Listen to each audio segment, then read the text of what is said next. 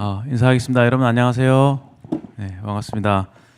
오늘 그 추운 날씨 가운데서도 이렇게 잘 정리 잘 하셨죠? 예. 선교지 방문을 위해서 이렇게 선교 헌금을 모금하기 위해서 선교 카페 운영하시고 또 밖에서 버스킹도 하시고 수고 많이 하셨습니다. 많이 모아졌을 것 같아요. 그런 것 같죠? 예. 선교지 갈 때는 이렇게 좀 손이 좀 풍성하게 주머니 꽉꽉 채워서 가서 막 퍼주고 오면 기분이 좋더라고요. 저희도 그런 과거의 경험이 있는데 많이 가지고 가서 있는 거 다 벗어주고 티 같은 거 이렇게 단체 티 맞추잖아요. 그거 막 갖고 싶어 하더라고요. 그래서 막 벗어주고 오고 아마 재밌을 겁니다. 거기서 성도님들도 계시고 현지인들 또 영원들 있는데 특별히 이제 캄보디아 같은 경우는 애들이 굉장히 순수하다고 제가 알고 있고 너무 애들이 귀엽고 아마 친근감 있게 다가올 거라고 저는 그렇게 생각되는데 뿐만 아니라 현지 성도님들도 굉장히 좀 그리스도 안에 있다는 이유로 참 사랑을 많이 또 서로 주고받고 또 그리스도 안에 좋은 교제 나누고 오실 거라고 이렇게 좀 이렇게 보여집니다. 그래서 저도 많이 기대가 되고 갔다 오셔서 좋은 간증들도 나눠주시면 참 좋겠다 생각이 듭니다. 오늘은 이제 사도행전 13장부터 15장까지 13, 14, 15 석 장에 걸쳐서 성경을 좀 보겠습니다. 좀 이거 좀 읽어오시면 좋은데 좀 읽어오셨나요? 내용을 좀 그래도 숙지를 어느 정도는 하고 계셔야지 제가 앞에서 좀 정리해서 드리는 말들이 조금 이해가 좀 되실 거고 또 이후에 그 구체적인 어떤 교훈들을 탁탁 짚어가면서 교제를 하게 될 때 참 큰 더 유익이 되리라 생각이 됩니다. 오늘 전체적인 말씀의 어떤 글쎄요, 여러분들은 참 이렇게 주제를 좋아하잖아요. 주제 내지는 특별한 교훈 우리가 이런 것도 생각하게 되는데 저희들이 사도행전을 공부하는 이유는 그 제자로 살아갔던 초대교회의 그 사도들과 제자들 그들의 그 실제적인 모습을 보면서 교훈을 받고자 하는 것이죠. 이제 그동안 저희들이 이론적으로 많이 배워왔는데 실제로 그러한 삶을 어떻게 살아갔는가 그 본을 저희들이 보고자 하는 것입니다. 제자는 어떤 사람인가 그리고 참 주님이 인정하신 제자가 되기 위해서 우리는 어떻게 해야 되는가 이런 부분들을 중점적으로 저희들이 사도행전을 공부해 나가고 있습니다. 좀 이렇게 빠른 속도로 진도를 나가고 있는데 여러분들 쫓아오기 바쁘시죠? 괜찮습니다. 제가 여러분들에게 좀 권면을 드리는 것은 한 가지라도 그렇죠? 오늘도 7가지 제가 정리했잖아요. 그렇죠? 7가지 정도의 교훈이 있다는 얘기거든요. 한 가지만이라도 그냥 확실하게 딱 마음에 새기고 가시면은 좋지 않을까 생각이 됩니다. 먼저 그러면은 전체적으로 보시면 제가 이제 지도를 좀 나눠드렸죠. 지금부터 이제 바울의 전도 여행이 시작됩니다. 소위 말해서 1차, 2차, 3차 또 마지막 4차는 예루살렘에서 로마로 여행하는 그 여행이 돼요. 그래서 1차, 2차, 3차 여행이 끝나고 잠깐 예루살렘에 머물면서 여러 변론의 과정들이 자세하게 기록되어 있습니다. 그리고 난 이후에 로마로 호송이 되죠. 호송되어서 가는 그 여정 그리고 로마에 도착했을 때까지 기록이 사도행전이에요. 이제 그렇게 하면 끝나는 겁니다. 아시겠죠? 이제 앞으로 몇 번 안 남았는데 1차, 2차, 3차 하고 맨 마지막 끝 이렇게 해서 한 4번 정도 남아 있는 걸로 저희 보여집니다. 그래서 오늘은 그 1차 여행이 되겠고 그 지도를 한번 보세요. 제가 올려드렸죠. 앞에 띄워주셔도 좋고 카톡에 제가 올려드렸습니다. 지도를 보시면 지도가 참 재밌습니다. 자, 먼저 1차 전도 여행을 보세요. 오늘 13장에서 안디옥이라고 하는 이 지역, 터키 이 남부 쪽이죠, 그렇죠? 볼록 튀어나온 이 반도가 터키 반도잖아요. 터키 반도로 하는지 모르겠는데 그 지금의 터키 지방인데 튀르키예 맞나요? 튀르키 요즘 튀르키라 그러죠. 그 지방인데 그 이스라엘에서 북쪽으로 쫙 올라가다 보면 안디옥이라고 하는 그 터키 남부 쪽에 안디옥이라고 하는 그 도시가 있습니다. 여기가 이제 세계 선교의 거점이 되는 거예요. 그래서 오늘은 첫 번째 우리가 좀 공부해 보고 교훈을 받고자 하는 것은 이 안디옥 교회를 통한 교훈이에요. 오늘 말씀의 주제는 제가 올려드린 대로 하나님께 쓰임받는 사람들이라고 하는 주제입니다. 그 첫 번째, 하나님께 쓰임받은 사람들 중에서 하나님께 쓰임받은 교회, 안디옥 교회를 자세히 살펴보면 저희들이 교회적으로 배울 수 있는 교훈이 굉장히 큽니다. 정말 좋습니다. 하나님은 어떠한 사람들을 쓰시는가? 일단 뭐 지도를 제가 폈으니까 이제 안디옥에서부터 시작해서 1차 전도 여행은 그 옆에 보면 구브로라고 하는 그 뭐죠? 섬이 있죠. 구브로라고 하는 섬 안에 살람이라고 하는 지역, 여기 바보라고 되어 있죠. 예, 바보. 예, 좀 어감이 좀 그렇지만 바보라고 하는 지역이 있습니다. 여기를 지나서 버가라고 하는 지역으로 이제 내륙으로 올라가게 됩니다. 특이하게도 그렇죠. 버가에서 또 북쪽으로 좀 올라가면 안디옥 있죠. 비시디아 안디옥이라고 되어 있습니다. 지명은 같지만 좀 다른 비시디아 지역에 있는 안디옥. 그리고 거기에서 이고니온, 루스드라, 더베에서 다시 유턴해서 더베에서 루스드라, 이고니온, 안디옥, 그다음에 아탈리아로 가죠. 아탈리아 해안에서 배를 타고 바로 안디옥으로 돌아오는 그 여정이에요. 약간 이렇게 1차 전도여행은 C자 모양이죠. 예. C자 모양으로 이렇게 갔다가 다시 돌아오는 쇽 갔다가 돌아오는 이렇게 기억하시면은 아주 좀 이렇게 이해하기가 좀 쉬울 것 같습니다. 참고로 2차 전도여행을 좀 한 칸 보세요. 2차 전도여행은 안디옥에 시작해서 이제 내륙으로 갑니다. 다소 지방을 진리요. 다소 처음에 이 다소 지방이 있죠. 여기가 길리기아 다소 지방이 바울의 고향이에요. 그렇죠?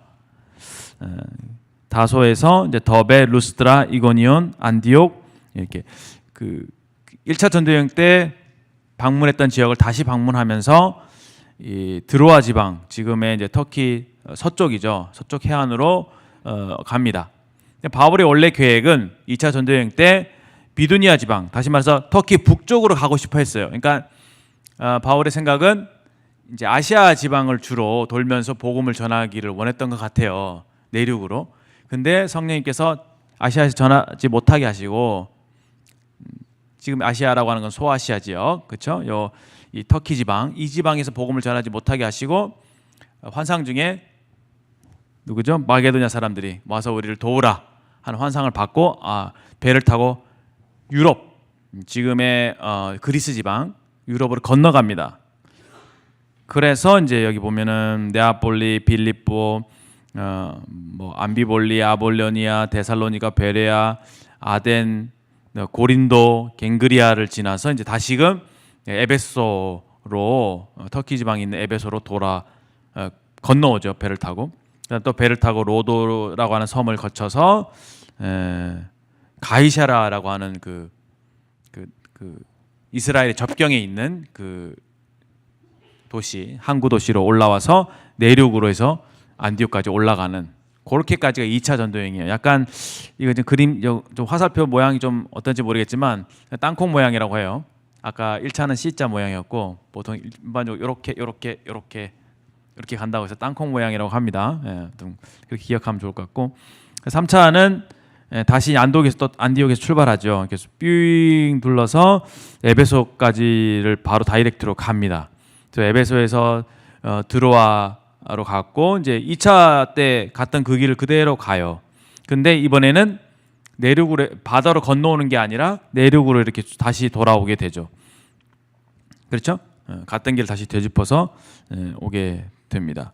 그래서 밀레도 항구에서 그 에베소 장로들을 불렀던 걸로 기억하고 있고 거기에서 이제 배를 타고 바다라 지방 그리고 두로까지 와서 이제 여행이 끝나게 됩니다. 이게 3차 전도 여행 때는 사실은 마지막에 그 유대인들에게 복음을 전하기 위해서 유대인들이 막 이렇게 죽이려고 혈안이 되어 있는 것을 알지만 자기 목숨을 다 목숨의 위험을 감수하면서까지 예루살렘에 복음을 전하러 갔습니다.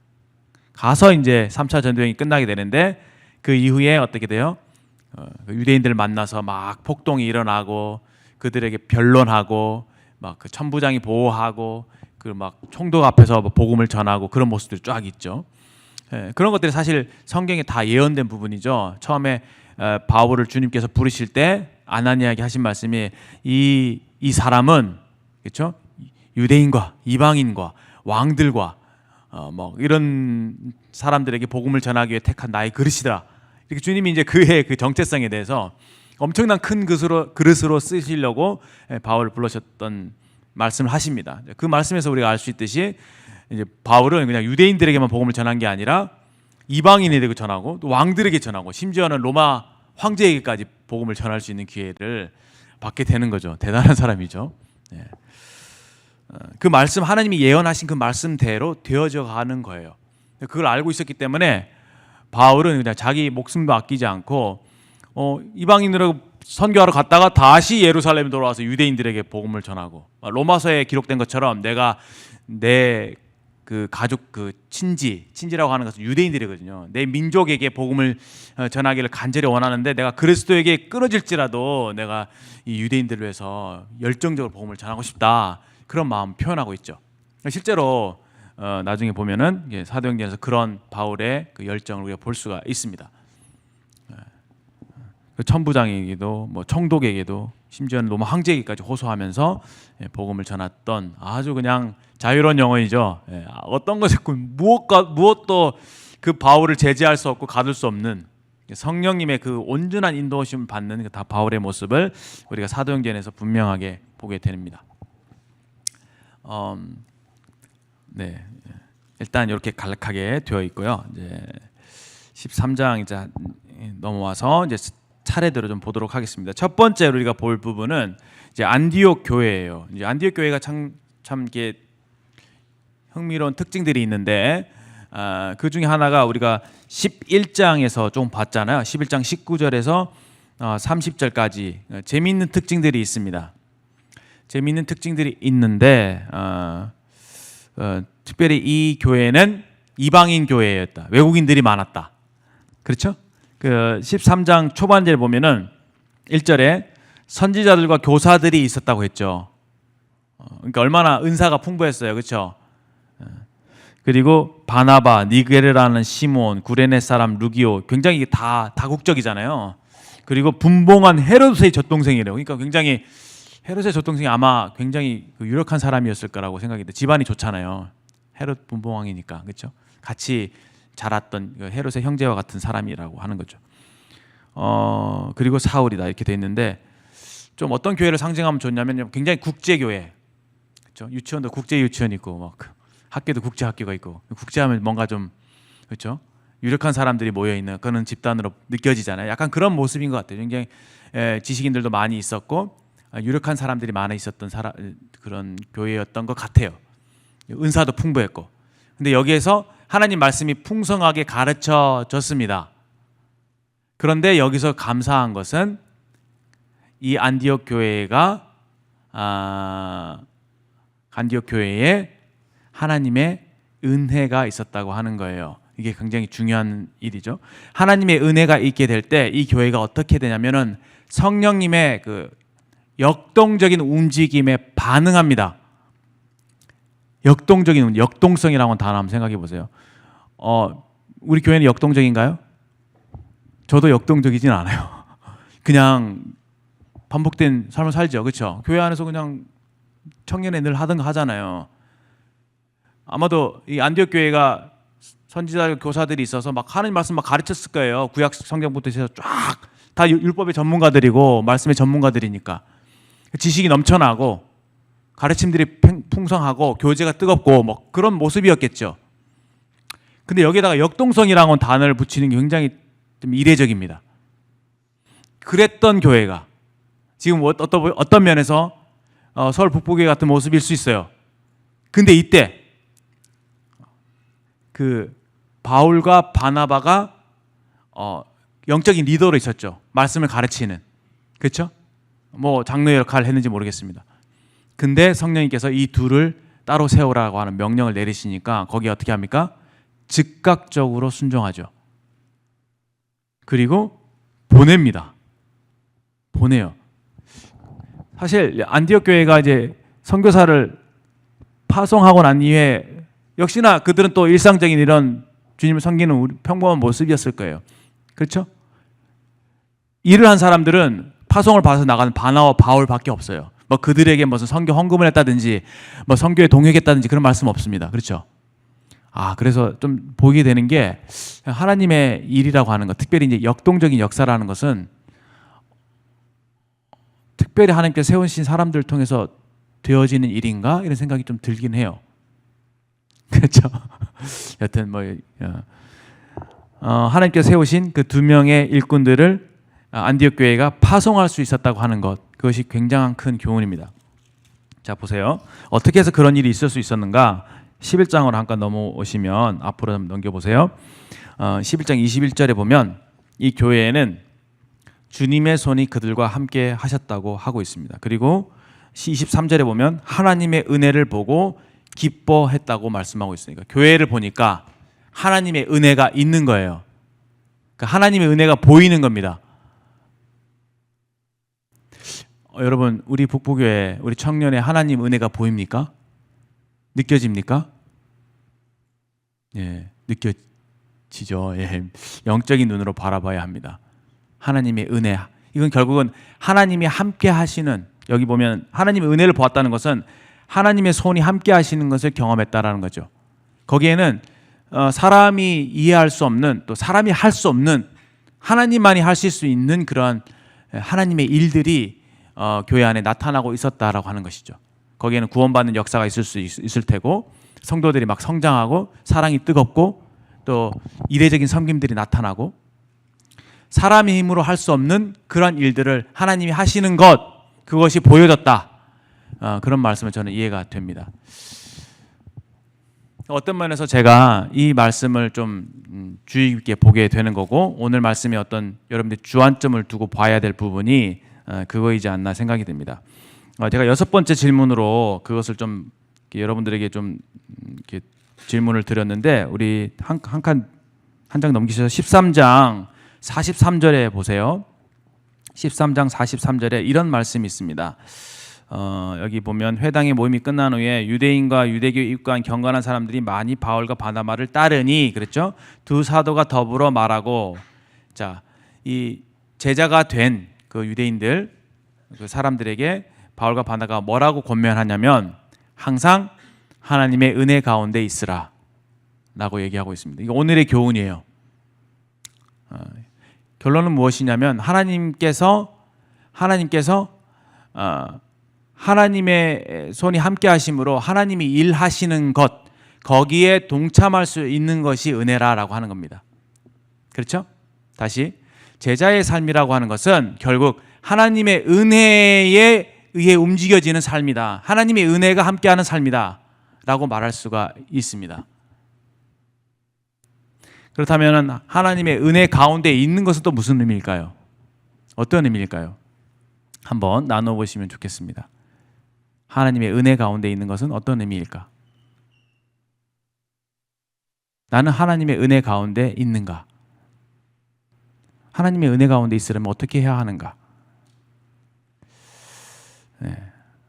궁금하죠? 저도 이 말씀이 좀 궁금합니다. 근데 이게 성경의 권면이죠. 제자된 삶은 인간의 어떤 노력으로 막 어떤 것을 쟁취해 나가는 어떤 사람의 힘에 의해서 되어지는 것이 아니라 하나님의 은혜의 손길에 의해서 되어진다라고 하는 것이 핵심이에요. 그러니까 바울이 1차 전쟁을 끝냈잖아요. 끝내고 난 이후에 14장 마지막 절에 보면은 보세요. 26절 보세요. 이런 표현을 씁니다. 마지막 부분에 사도가 이룬 그 일을 위하여 전에 하나님의 은혜에 부탁하는 곳이라.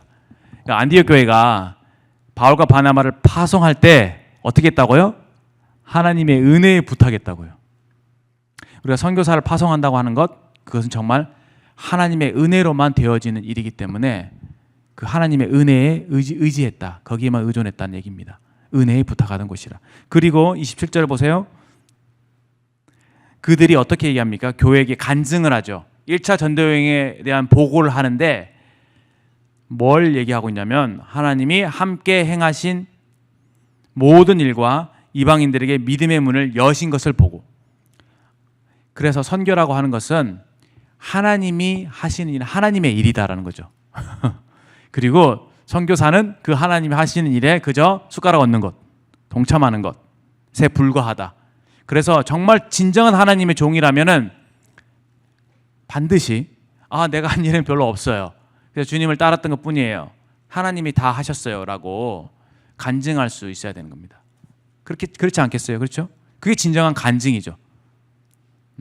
우리가 복음을 전하는 건 우리가 해야 될 일이긴 해요. 친구들이 다가갈 수 있고 어떤 말을 건넬 수 있고 대화를 시도할 수 있고 하지만 결국 하나님 은혜가 함께하지 않으면 어떤 일도 일어나지 않는 거죠. 구원받는 일이 있을 수 없고 아무런 변화가 나타나지 않는 것입니다. 그래서 얼마나 우리가 더 하나님의 은혜에 의지해야 되는가, 그런 의미에서 하나님의 은혜에 있으라, 그 안에 거하라고 하는 말씀이 그런 의미지 않을까 좀 생각이 되어 보기도 합니다. 여러분 어떻게 생각하세요? 한번 나눠보시면 좋겠습니다. 이게 제자에게 가장 중요하기보다는 제자에게 정말 요구되는 중요한 특징들 중에서 하나입니다. 하나님의 은혜를 갈급하는 것. 그래서 열심히 우리가 이것도 하고 저것도 하지만 주님이 함께 하시지 않으면 안 됩니다라고 우리 얘기할 수 있어야 되는 것이죠. 그래서 이 지금 13장부터 15장까지의 내용은 결국 하나님이 어떤 일을 하셨는가, 하나님의 은혜가 얼마나 바울과 바나바에게 크게 역사하셨는가, 그것을 보여주는 대목이라고 할 수 있을 것입니다. 안디옥 교회에 이런 하나님의 은혜가 충만했고, 그렇기 때문에 그들이 하나님 말씀의 풍성한 가운데 교제하고 있었고, 또 13장 2절에 보시면 하나님의 말씀이 풍성하게 가르쳐지니까 그들이 어떤 변화가 나타납니까? 주님을 섬겨 금식할 때라고 되어 있죠. 그들은 이제 섬겼다는 말은 주님을 예배하고 있었다. 하나님 말씀이 복음에 대한 계시, 또 하나님 말씀에 대한 그런 계시가 충만하니까 그들이 하나님에 대한 예배하는 그런 일들이 아주 계속되었던 것 같아요. 예배가 충만했던, 주를 섬겨서 그리고 금식했다.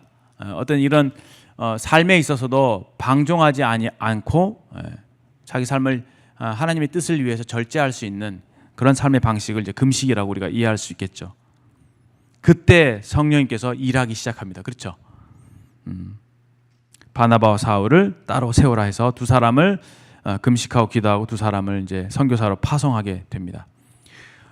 첫 번째 이 부분 이제 보면서 안디옥 교회에 대해서 우리가 어떤 부분을 배울 수 있을까, 이런 것들을 한번 생각해 보면 좋을 것 같고요. 두 번째는 이제 구브로로 가죠. 섬이죠.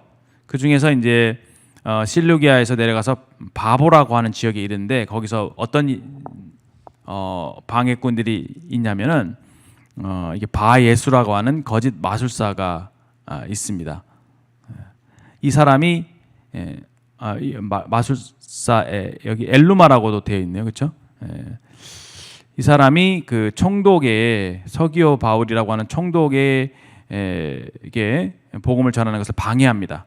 그때 이제 바울이 성령이 충만해서 이 사람에게 그것을 제지하게 하고 물리쳐내는 모습들을 보게 되죠. 그 눈을 어둡게 하고 그때 이제 총독이 그런 기적을 보면서 예수님을 믿었다, 이런 기록이 있는데 주님께 쓰시는 사람 첫 번째 기준은 특징은 방해에 부딪혔을 때 거기에 굴하지 않는 거, 그렇죠?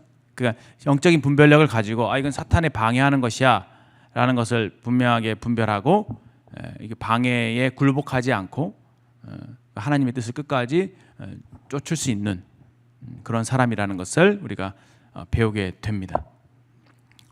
그 다음에 이제 비시디아 안디옥으로 넘어오게 되는데요. 비시디아 안디옥에서 이제 그들이 회당에 들어가서 말씀을 전파합니다. 이 말씀을 전파하는 내용이 굉장히 길죠. 그래서 막 구약의 그 광야 시대부터 시작해서 다윗 왕 얘기하면서 쭉 역사를 훑어내려 가다가 결국은 맨 마지막에 가서 어떻습니까?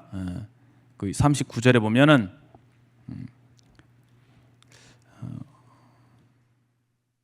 36절 이하에부터 이제 예수 그리스도에 대해서 소개를 하죠. 그래서 특별히 39절에 모세의 율법을 너희가 의롭다 하시면 얻지 못하던 모든 일에 이 사람, 예수님이죠. 이 사람을 힘입어 믿는 자마다 의롭다 하심을 얻는 이것이라.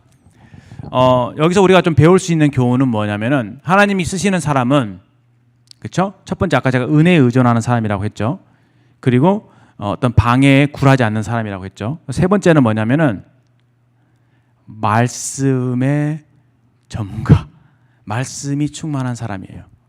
그러니까 보세요. 사도들의 특징을 보세요. 전도하는 거 보십시오. 하나님 말씀, 구약에 있는 말씀들을 다 줄줄 깨고 있죠. 말씀에 사로잡혀 있는 사람, 그런 사람을 통해서 하나님이 일하십니다. 그러니까 하나님 쓰임받는 사람은 기본적으로 하나님의 말씀으로 충만한 사람이어야 한다.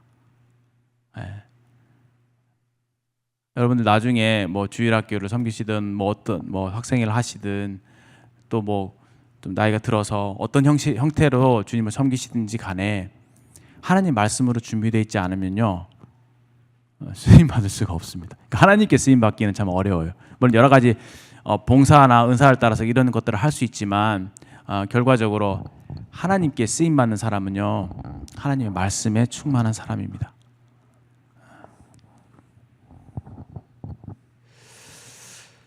이 사람, 이 바울은 그 하나님 구약 말씀을 쫙 그 인용해 가면서 결국은 어떻게 합니까? 예수님을 소개하는 데까지 나아가죠. 그러니까 복음이 탁 정립이 잘 되어 있잖아요, 그렇죠? 구약 말씀에부터 예수 그리스도까지 탁 그 일목요연하게 그가 무엇을 전해야 하는지 그 복음에 대해서 잘 알고 있었던 사람인 것을 보게 됩니다. 그리고 보세요. 그리고 이제 13장에 보면 유대인들이 믿지 않습니다. 45절에 유대인들이 그 무리를 보고 시기가 가득하여 바울이 말한 것을 반박하고 비방하거늘 바울과 바나가 담대히 말하여 이르되 하나님 말씀을 마땅히 먼저 너희에게 전할 것이로되 너희가 그것을 버리고 영생 얻기에 합당치 않은 자로 자처하기로 우리가 이방인에게로 향하노라. 이렇게 되어 있어요. 그리고 47절 보세요. 주께서 이같이 우리에게 명하시되 내가 너를 이방인의 빛으로 삼아 너를 땅끝까지 구원하게 하리라. 여기서 어떤 것을 볼 수 있냐면 어느 정도까지 말씀의 전문가였냐면은 또 어느 정도까지 성령의 충만함을 받았냐면은 47절에 이 인용한 말씀은요 이사야의 말씀이에요. 그 이사야 49장에 보면은 이 말씀이 인용이 되어 있어요. 근데 이 말씀은 이사야가 한 고백이에요. 무슨 말인지 알겠어요? 내가 너로라고 했을 때 그 너로는 이사야를 가리켜서 하나님이 하신 말씀이에요. 그렇죠? 근데 지금 이 말씀을 인용할 때에 바울과 바나바는 이사야에게 하나님 하신 말씀이 곧 지금 나 바울과 바나바에게 하신 말씀으로 받고 있는 거예요.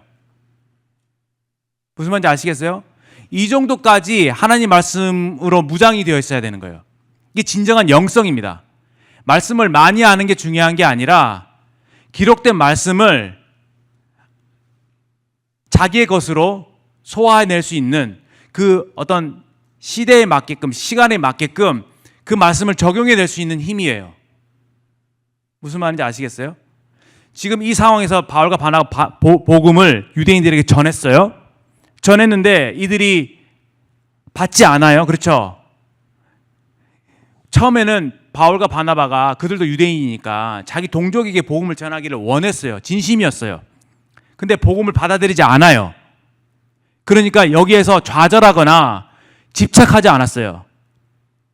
영적인 분별력을 가지고 이 말씀을 생각해낸 거예요. 이해되시죠? 이 앞에 나중에 이사야 49장 찾아보세요.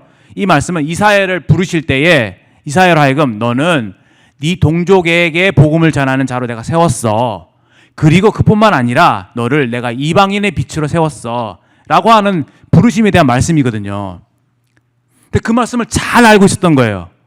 근데 그 말씀을 인용해 와서 자기에게 적용했다는 거예요. 이게 진정한 영성이에요, 여러분. 얼마든지 구약성경 말씀, 어떤 말씀이 기록되어 있고, 뭐 달달달 외울 수도 있고, 성경에 대한 지식이 많이 알고 있을 수도 있습니다. 근데 그 말씀을 그 정확한 시기에 자기에게 적용할 수 있는가, 이게 중요한 거거든요. 여러분들에게 삶에 정말 하나님 말씀의 인도를 받아야 될 시기가 올 겁니다. 제가 저번에 말씀드렸죠. 중요한 선택의 기로에 있었을 때 말씀의 인도를 받아야 될 그 시기에 성경에 기록된 일반적인 하나님의 말씀을 지금 이 상황에 주님께서 나에게 하는 말씀으로 받아낼 수 있는, 분별해낼 수 있는 능력, 그것이 바로 영성이에요. 저는 그렇게 생각합니다. 이 사람들이 바울과 바나바가 얼마나 하나님 말씀에 밝았냐면 지금 이 말씀을 자기에게 적용시키잖아요. 그렇죠? 구약의 말씀들을. 저는 이제 놀랍게도 그 조대희 형제님이라고, 제가 이름 얘기해 죄송합니다. 간증을 들은 경험 다 들으셨죠? 기억나시나요? 나실 거예요. 그 어려운 이사야 말씀, 예언들 막 이런 거 있잖아요. 그것들을 막 엄청 전문가처럼 잘 어떻게 그 말씀들을 다 찾아내셔서 정확하게 지금 선교하고 계시는 이거 모르겠네. 이거 보안 모르겠습니다. 잘 모르겠는데 정확하게 분별해 내시는 거예요. 그 시리아 난민들을 위한 선교, 레바논 쪽, 그런 쪽에 대한 말씀들 구약이 있거든요.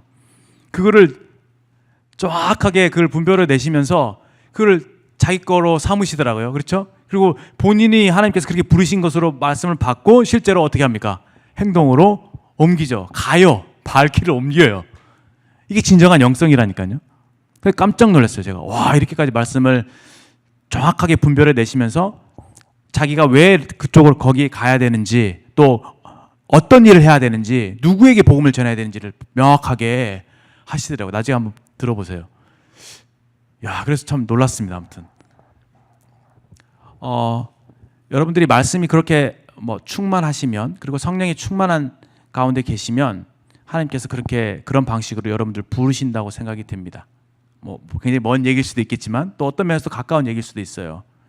여러분들 가운데 그런 크게 선교로 떠나는 그런 정도에까지 주님의 일이 아니라 할지라도 말씀에 충만한 사람들은 말씀으로 주님의 인도를 받는다, 그런 말씀을 제가 드리고 싶습니다. 여기서 우리가 영성 있는 사람들, 하나님께 쓰임 받는 영성 있는 사람의 특징이 있는데, 첫 번째는 분별력이라고 말씀드렸죠. 분별력, 시대를 분별할 줄 아는, 지금 벌어지고 있는 상황을 관통해서 볼 수 있는 통찰력, 이게 있는 거예요. 영적인 시야가 있는 겁니다. 그리고 적용력, 자기에게 말씀을 이 상황에 또 자기에게 그 말씀을 적용시키는 힘. 그리고 어떻습니까? 자기가 마음에 두고 있던 어떤 것에 집착하지 않고 성령께서 그 방향을 전환시킬 때 거기에 어떻게 유연하게 대처할 수 있는 힘이 있는 거죠. 유대인들에게 복음을 전하려고 하다가 그들이 거부하는 것을 볼 때, 주님께서 이제 우리에게 이방인에게 나가라고 하는구나 라는 것을 이해하고 바로 그 방향을 전환하는 그런 유연성을 우리가 볼 수 있습니다. 저는 이 사도들의 태도를 보면서 굉장히 참 놀랐어요. 왜 나는 이런 삶을 살지 못할까 했을 때 이런 것들이 부족하다는 생각을 하게 됩니다. 정말 내가 하나님 말씀으로 충만해져 있는가? 성령의 충만이라고 하는 것은 결국 하나님 말씀의 충만이라는 것을 우리가 제자들이, 특히 사도들의 삶을 통해서 볼 수가 있는 것이죠. 그리고 또 한 가지, 아까 세 가지 얘기했죠. 네 번째 특징은 뭐냐면은 환난에 굴하지 않는 거예요. 환난에 굴하지 않는다. 어려움이 닥쳐도 그것에 굴하지 않는다라는 겁니다. 여기 보면은 그 유대인들이 막 선동하고 막 쫓아내잖아요. 50절 이하에 보면은 막 박해하고 쫓아내니까 그들이 티끌을 떨어버리고 이고니오로 가는데 52절에 이런 말씀 기록되어 있죠.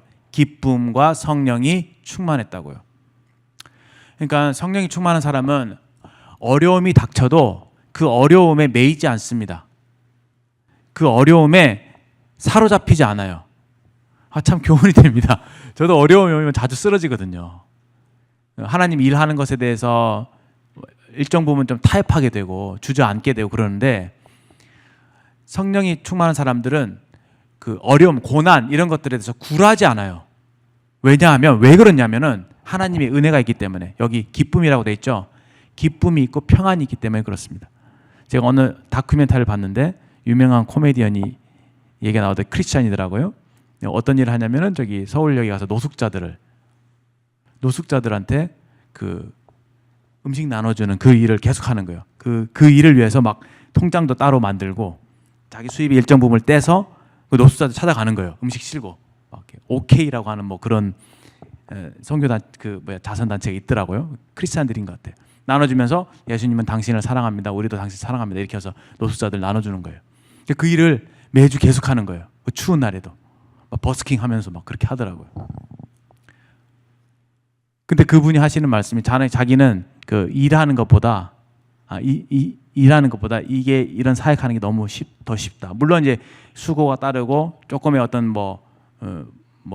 고난이라 하면 고난 뭐 있을 수 있겠죠. 근데도 불구하고 거기에 주님 자기를 부르셨기 때문에 거기 순종하니까 거기에 기쁨이 있대요. 평안이 있대요. 하나님께서 자기를 하라고 시킨 그 자리, 하나님의 뜻, 그 안에 때가 딱 순종하고 서 있을 때 거기에 뭐가 있다고요? 평안이 있대요. 기쁨이 있고. 그리스도인의 삶이 그렇지 않을까요?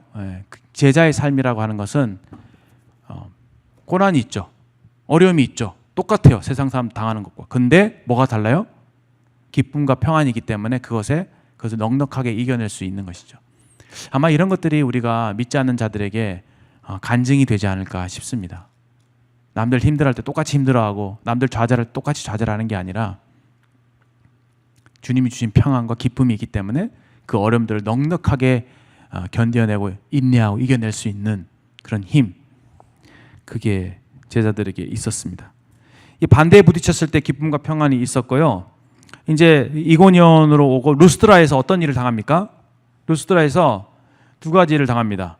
막 이렇게 기적을 일으켜서 못 걷는 사람을 이렇게 걷게 하니까 뭐 이 제우스라 그러고 바나바를 제우스라 그러고 여기 보면은 바울을 헤르메스라고 해서 막 사람을 막 띄우죠. 그때 어떻게 합니까? 15절에 우리도 여러분과 같은 성정을 가진 사람이라 라고 하면서 우리를 주목하지 마십시오. 하나님께 주목하십시오라고 딱 거기서 자세를 딱 바로 잡습니다. 그래서 많은 경우에 우리가 하나님의 능력을 경험하고 주님께 쓰임 받게 될 때 교만해질 수 있어요. 우쭐대고 내가 좀 그래도 하나님이 날 쓰실만 하니까 날 쓰시는구나 이런 생각을 가질 수 있습니다. 근데 바울과 바나바는 어때요? 끝까지 겸손의 자세를 유지합니다. 나는 너희들과 똑같은 성정이 같은 사람이다. 나도 연약한 사람, 나도 시몬이다. 오늘 말씀드린 대로 시몬이다. 나 연약한 사람이야. 나도 허물이 많고 죄가 많은 사람이야. 하지만 하나님의 은혜로 내가 이곳에 있다고 하는 그 자세, 그렇죠? 그런 사람을 하나님이 쓰신다는 거예요. 겸손한 사람, 첫 번째. 두 번째 당한 일은 뭐냐면은 여기 유대인 19절에 유대인들이 무리를 충동해서 바울과 바나바를 돌로 쳐요. 그래서 막 죽은 줄 알고 시외로 끌어내칩니다. 그러니까 돌로 쳤겠죠. 막 피투성이가 됐을 거 아니에요. 그 어땠을까요? 돌에 맞았을 때 무서웠을 거예요. 그렇죠? 죽은 줄 알고 끌고 갔대요. 성 밖에다 딱 내쳤어요. 근데 어떻게 합니까?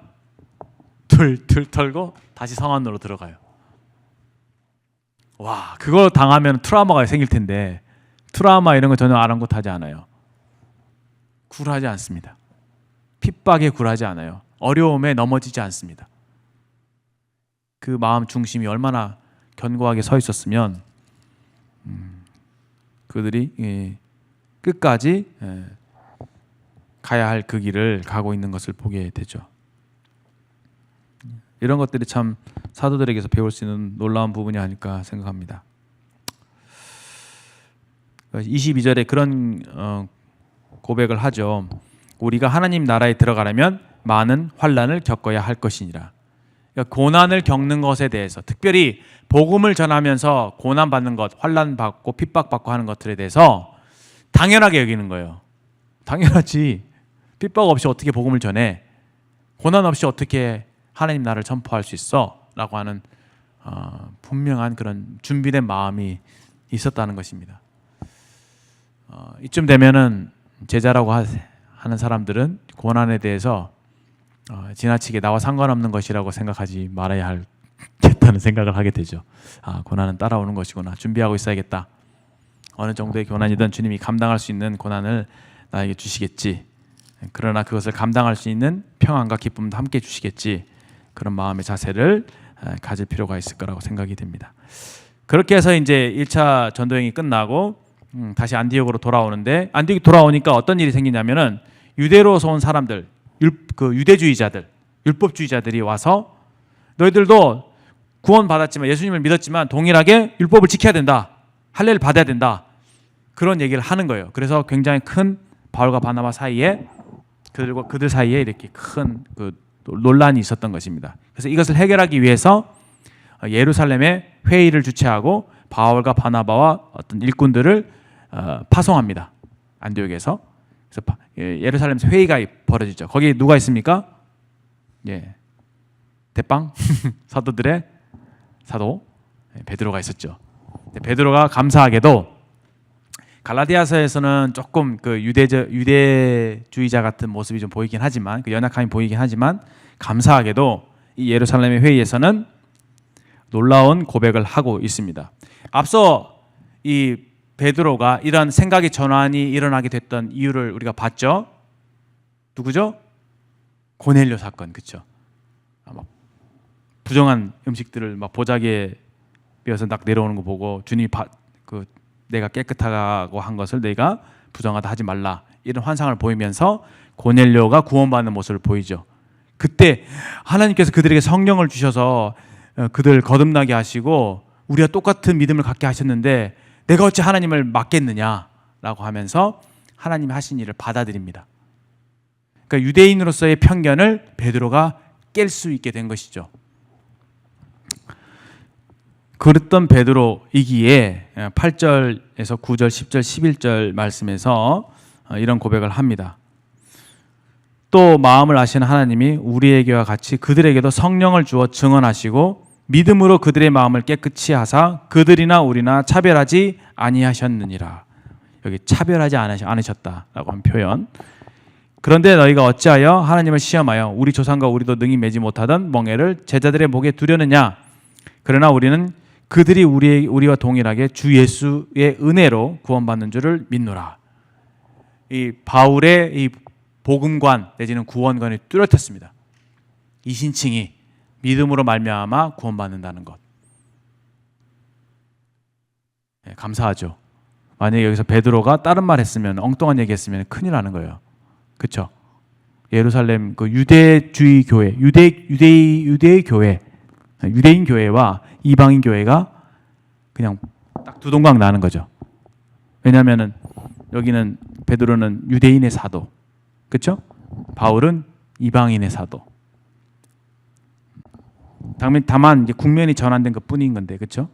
여기서 만약에 이게 논란이 끝나지 않고 계속되었더라면은 아마 교회는 두 동강이 났을 것입니다. 그건 주님이 원하시는 교회 모습이 아니죠.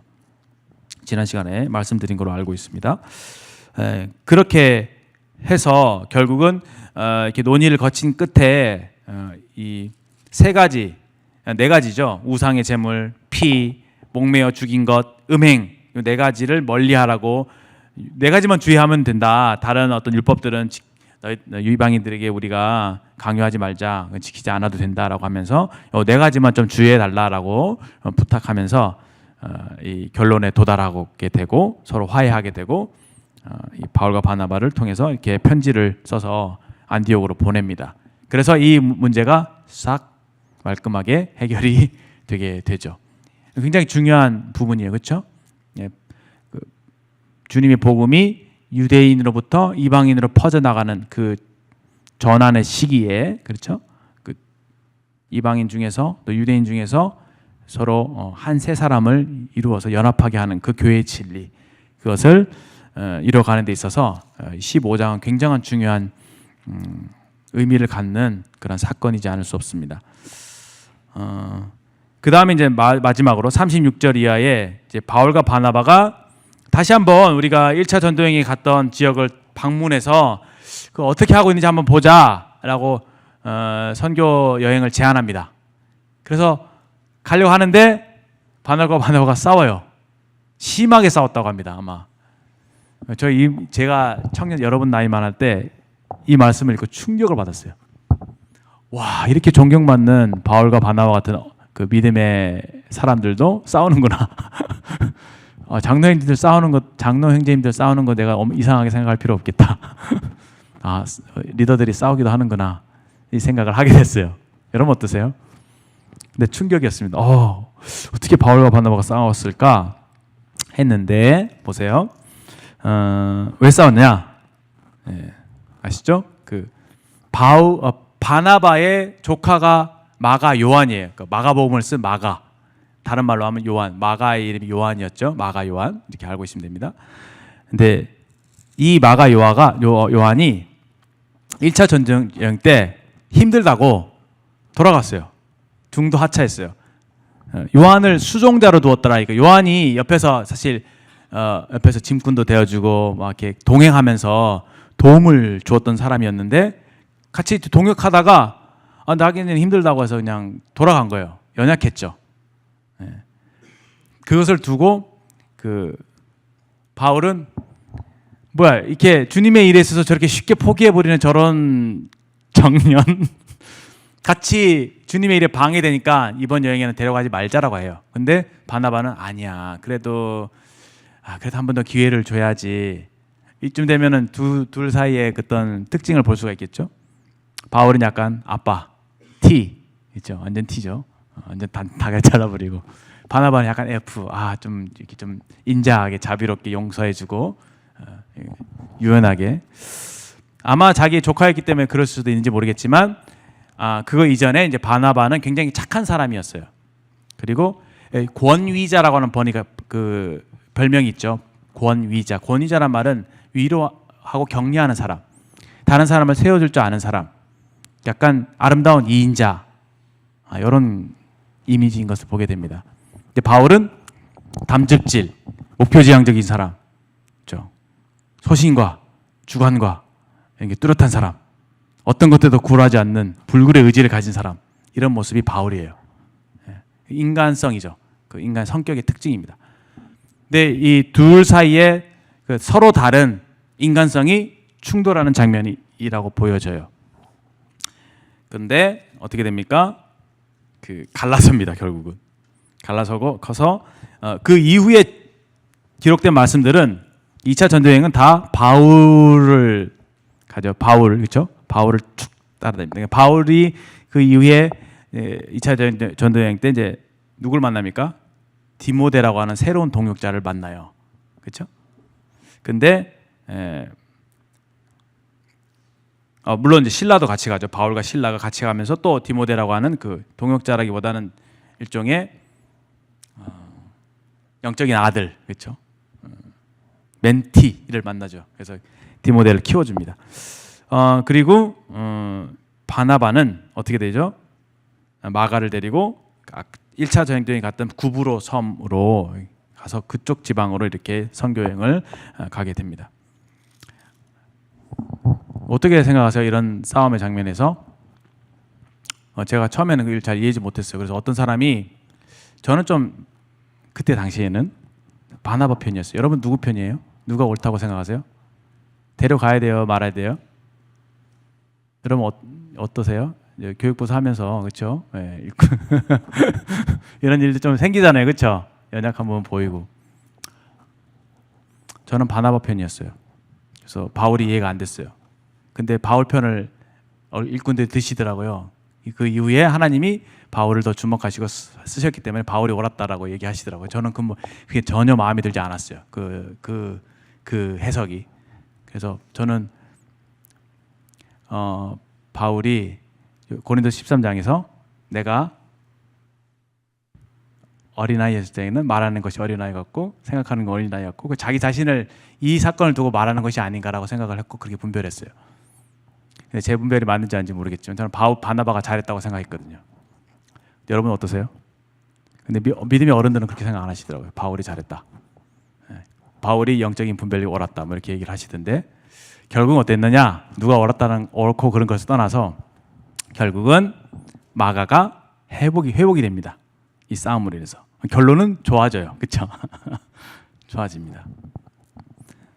중요한 교훈은 뭐냐면은 여기서 누가 옳다 그른다고 얘기하는 것은 그건 좀 미성숙한 분별이라고 생각이 되어져요. 그렇게 하면 안 됩니다. 싸운 게 잘못한 거예요. 근데 싸웠는데도 불구하고 하나님이 은혜를 중단하지 않았다는 거. 인간의 연약에도 불구하고 하나님은 여전히 부르신 종들을 쓰신다는 거.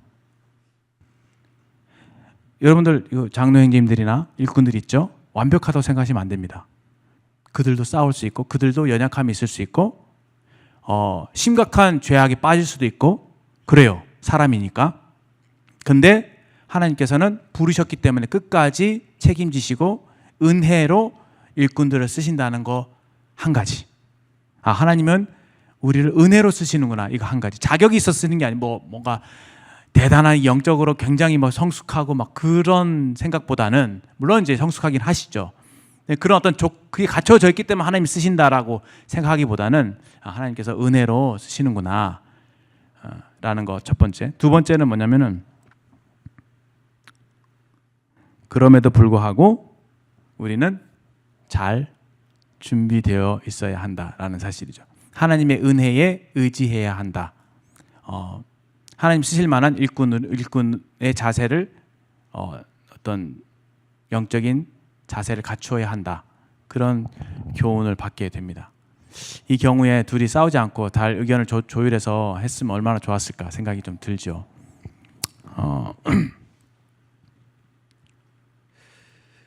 아무튼 감사한 일입니다. 사람의 어떤 연약에도 불구하고 하나님은 사람을 통해서 일하시길 기뻐하셨고 끝까지 바나바와 바울을 사용하셨다고 믿습니다. 다만 사역의 영역이 달랐던 것뿐이라고 생각되어지고 사도행전은 주로 잘 보세요. 사도행전은 주로 성령의 역동적인 사역에 초점을 맞추고 있기 때문에 가장 역동적인 사람 바울, 그 바울을 그냥 주목하고 있는 거죠. 그 바울의 어떤 역동적으로 했던 그 사역에 주목해서 이 말씀을 기록하고 있는 것이다. 그렇게 이해하시면 돼요. 그러면 성경에 기록되지 않는 사도행전에 기록되지 않는 다른 많은 제자들이 있죠. 복음이 어떻게 전파됐는 거. 그런 것들도 역시 성령이 그들을 통해서 일하셨다고 우리가 볼 수 있습니다. 바나바는 그러면 아웃이냐, 시즌 아웃이냐, 제어되느냐 전혀 그렇지 않아요. 바나바도 성령이 나름대로 복음을 전하는 일에 쓰임을 받았다고 생각이 되어지고 우리가 성경에 기록되어 있지는 않지만 아프리카 지역, 그렇죠? 그리고 어디요? 중동, 인도, 그렇죠? 대한민국 이럴 때까지 계속 복음이 보이지 않게 퍼져 나갔잖아요, 그렇죠? 성경에 다 기록되어 있지 않습니다. 그러나 하나님께서 은혜로 각자의 그 부르심에 맞게끔 사람들을 쓰셨다 이렇게 보는 것이 건강한 분별이라고 생각이 됩니다. 그래서 여러분들 제가 오늘은 특별히 사도행전이니까 역동성에 대해서 말씀을 드렸는데 지금 이렇게 좀 역동적이 않게 좀 잠잠하게 주님을 섬긴다고 해서 결코 잘못하고 있거나 그건 절대 아니에요. 그렇죠? 하나님 말씀에 충분하게 잘 훈련이 되고 매일 삶 속에서 주님 말씀을 따라 동행하는 삶을 살다 보면 여러분이 어떤 때가 됐을 때 하나님께서 여러분들을 합당하게 여기시면 합당하게 부르실 테고 주님의 그 놀라운 일들을 맡기실 거라고 생각합니다. 그것이 비단 세계 선교니 어떤 사역이니 그렇지 않더라도 그렇죠. 정말 하나님이 쓰시는 정말 하나님께서 귀하게 쓰시는 그러한 일에 쓰임 받는 그런 여러분들이 되실 거라고 저는 확실하게 믿습니다. 아까 제가 말씀드린 그 코미디언 개그맨 얘기 참고로 오지연 씨입니다. 그분이 이제 못생겼죠. 그분이 그런 일을 하더라고요. 근데 너무 감동이 됐어요, 제가. 그렇지. 주님은 저런 사람들 저렇게 쓰시지. 그러니까 내가 하나님께 정말 하나님의 뜻이고 하나님께서 나를 부르셨고 하나님께 쓰임 받는 그곳에 있는 그것이 가장 행복한 것이지. 그런 것들을 보면서 참 감동을 받고 교훈을 받게 됐습니다. 모두가 다 주님께 귀하게 쓰임 받는 하나님의 제자들이 되기를 간절한 마음으로 기도드립니다. 잠깐 기도하고 마치겠습니다. 하나님 아버지 감사합니다. 사도행전을 통해서 하나님께 쓰시는 사람에 대한 교훈을 허락해 주신 것을 감사합니다.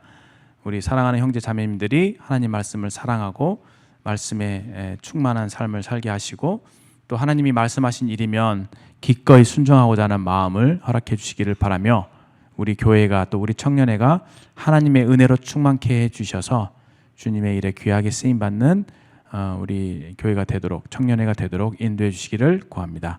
주님께 모든 것을 맡기고 의지하며 예수님의 귀하신 이름으로 기도합니다. 아멘.